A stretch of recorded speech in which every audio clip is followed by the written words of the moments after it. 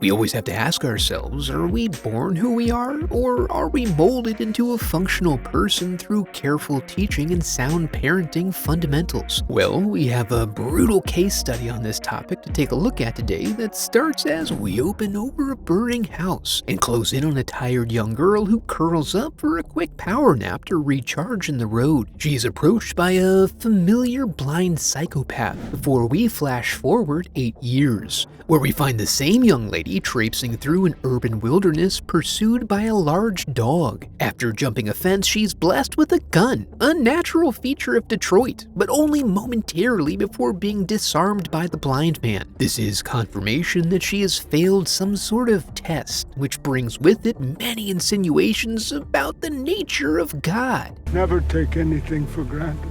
God will take it from you. Is God bad? God is fair. Whatever. Back home, she gives Pop a very careful haircut, as if he'd know if she messed up his line, and is disappointed to learn that since she only passed her academics but not her survival exams, she will not be allowed to go into town. It's been 3 months. So it's working? I don't know, parenting's hard. But when Hernandez shows up to receive the weekly fern shipment, she warns him about the dangers of excessive repression, convincing him to let Phoenix take her precious trip, just like a fair and just God would do. They start with a quick field trip to the memorial where she likes to grieve and breathe in some of Mommy's ashes. But the creepy sounds of footsteps drive her back to the van. As they make their rounds, the news informs us of a Dr. Tom Hanneman who's running around the urban decay of Metro Detroit, stealing children and harvesting their organs. But Phoenix is preoccupied with imagining what it would be like to be brave enough to socialize with the shelter children. She takes a quick restroom break and is lucky enough to find herself being observed by Raylan, a man whose many interests include her pretty little organs. But she gives him the old, "you're trapped in here with me" treatment before she and Shadow retire to the van so they can head home, with Raylan and the boys keeping a close eye on them as we observe a conspicuous cooler in the bed. I wonder what they're keeping in there. Back at home, Hernandez, a fellow veteran, tries to convince him to not let Phoenix suffer for his demons, even if he's a piece of shit, and boy howdy is he ever. She has to be able to live, laugh, and love, eating and praying optional. As Hernandez heads back home on the one road out of their little area, she comes upon an unofficial roadblock. She recognizes Raylan from earlier and discovers it's just a gaggle of bros, relaxing under a bridge and trying to relate to her over their shared military service experiences. Hernandez, knowing these are the types of army boys who only respect power and violence, flashes her piece. They agree to take their meeting to the nearby Rally's parking lot. She's been a long time in the Fern game at this point, so despite her caution, she fails to peep the tweaker who snuck into the back of her van, and ends all of her future potential, both in terms of the story and life in general. When Phoenix is given her lesson for the next month, she broaches the subject of enrolling in public school next year, a touchy topic for him since his overprotectiveness comes from having lost a daughter once already, a story that he does not elaborate on for some reason. Plus, how would she deal with it? I mean, he's like her whole world. You're not enough. Though the voice is in my head. While she pouts about not getting her way, we cut back and forth between Shadow getting lured out and some men gathering outside. Inside, possibly due to the stress of the day, we find the man unperturbed that Shadow is alarmingly unresponsive to chow time, and his normally heightened senses uncharacteristically at ease. As he goes off searching around in the vast dark void, a couple of the boys begin snooping around inside. There are some close calls, but luckily they react to distractions like it's a video game, allowing Phoenix to slip out and leave the two lads touching their tips in the hallway. A highly romantic scenario. She proceeds downstairs and counts herself lucky that they live in an old decrepit house, because none of the fellers are wearing sneakers, which pretty much clearly announces their approach at every moment. Meanwhile, out in the fog, the man utilizes his enhanced sniffer to follow the acrid scent of fresh blood and finds Shadow's corpse. The thought of the animal that could do this is horrifying, but when he finds evidence of mechanical intervention, waves of realization and dread begin to wash over him. Despite having a spot that's already been cleared, Phoenix only hide and seeks on expert mode, so she eventually emerges to make for the door. Since guns are effective multi-use tools, Jim Bob uses his to alert Phoenix that he sees her. As they attempt to come to nonverbal terms of surrender, he is grabbed from behind Michael Myers style. Father yells for Phoenix to go to the box before taking a claw hammer to the bicep. In the ensuing confusion, she is able to slip into the basement and get herself secured. This is very frustrating for Duke, who just wants to get at them precious organs, but she is safe and sound for now. Papa retreats to the garage to seal up his wounds, but this just leaves a trail of blood and goo for Jared to follow in pursuit. However, he was not aware that his quarry was a straight-up ninja. His big bro finds him struggling to breathe due to a cummy substance obstructing all of his airways. That's easily overcome, however, by simply popping a blowhole in him like his face is made of cake. Jim then takes a moment to look around and discovers that they're actually hunting a Navy SEAL, while Jared finishes cutting open his big fat mouth. He's able to circle back to the basement where he notices an active pipe, which connects us back to where Duke is trying to flush Phoenix out of the box. Jared and Jimmy Boy arrive just in time to get locked out of the basement, although they are able to yell warnings to Duke. Always one to control his environment, Duke raises the stakes by lowering live wire, threatening electrocution if the man doesn't come out. Thinking quickly, a gas canister is rolled out to help even the odds by taking guns out of the equation. A sound cue then initiates an onslaught of interpersonal brutality. The struggle causes the water to kick back on, leaving Phoenix to try everything she can to avoid drowning, other than pushing the tube out. The violence is absolutely relentless, until they both stop as Duke comes in for the death blow, which is mostly ceremonial at this point. Blindy manages to get his hand on that cord and yank it. He then sparks it against metal for a satisfying final reversal of fortune. The boys are all like, "What?" right as Raylan pulls up, wondering where his little girl is. He wanted her. The man comes to and quickly sets to digging deep, nearly blowing out his gonads as he tips the box over to let it drain a little while he desperately works at opening it, and the men attempt to force their way in. The defenses hold for long enough to allow the victims to make their escape, partially aided by the shock of discovering Duke's barbecued corpse. The pursuers follow the hallway and eventually corner them in the greenhouse. You don't need to be afraid, little girl.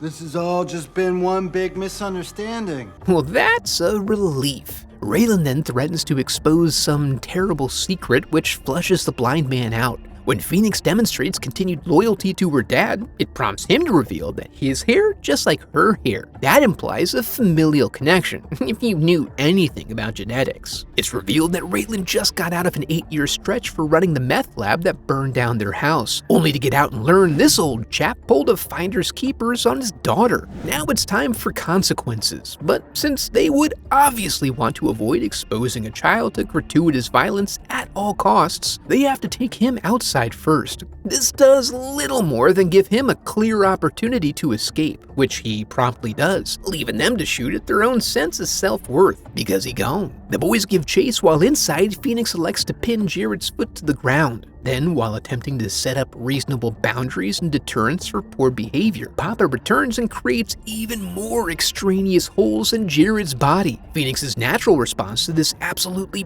brutal beating alerts the men who, upon finding the devastated remains, now know for sure that things are serious. Enough of these silly games.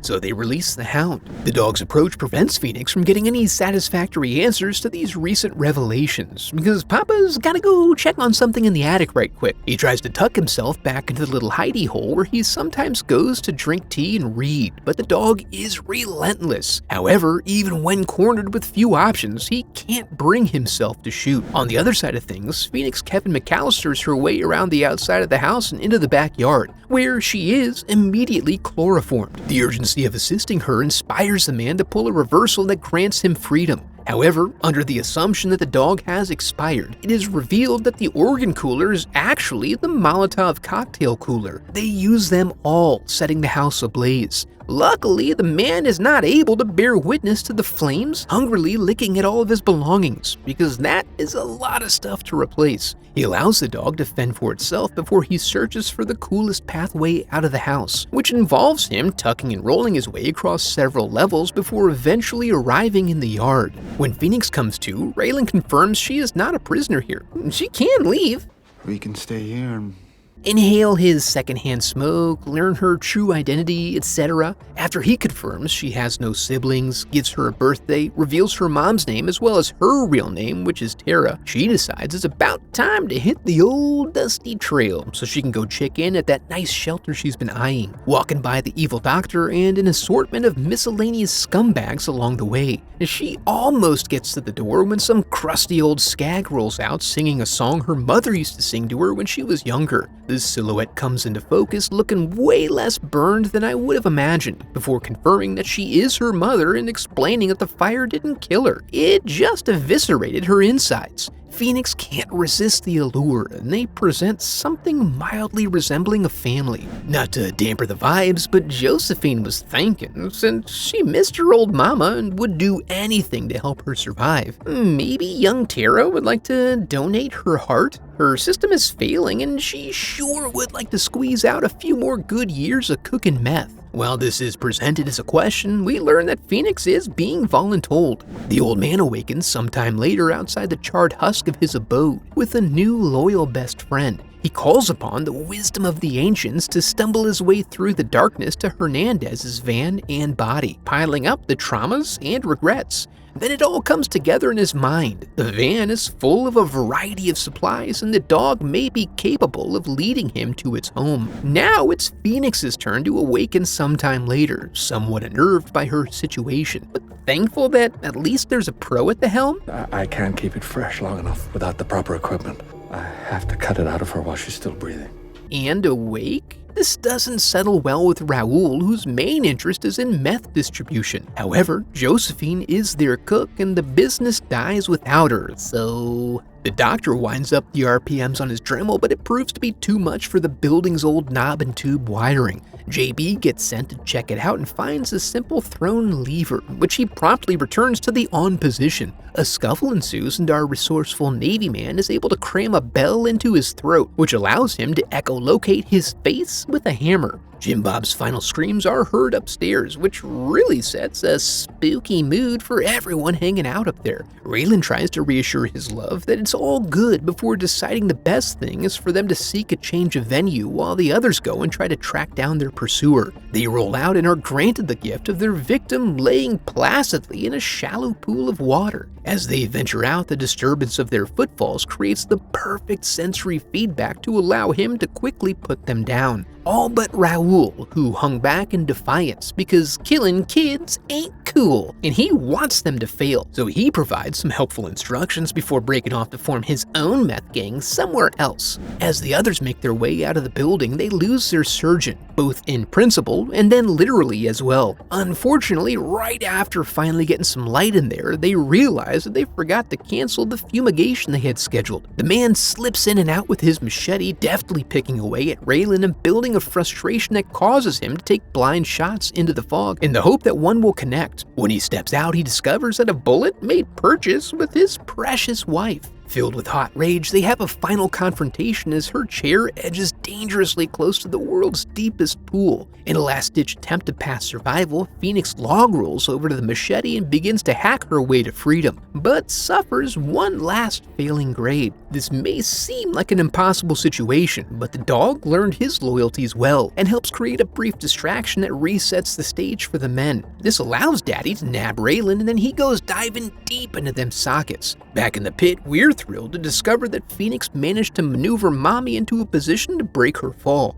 She then manages to bootstrap herself out of there, where she finds Papa having a bit of an existential crisis. He warns her to stay away from him, recognizing that everything he touches turns into a bucket of turds. Plus, as we all remember, he is a straight-up monster. She does walk away, and then, just to ensure we have a deep, fulfilling sense of closure in this bitch, we will end the scene with the classic double backstab. Phoenix eventually ends up at the shelter of her dreams.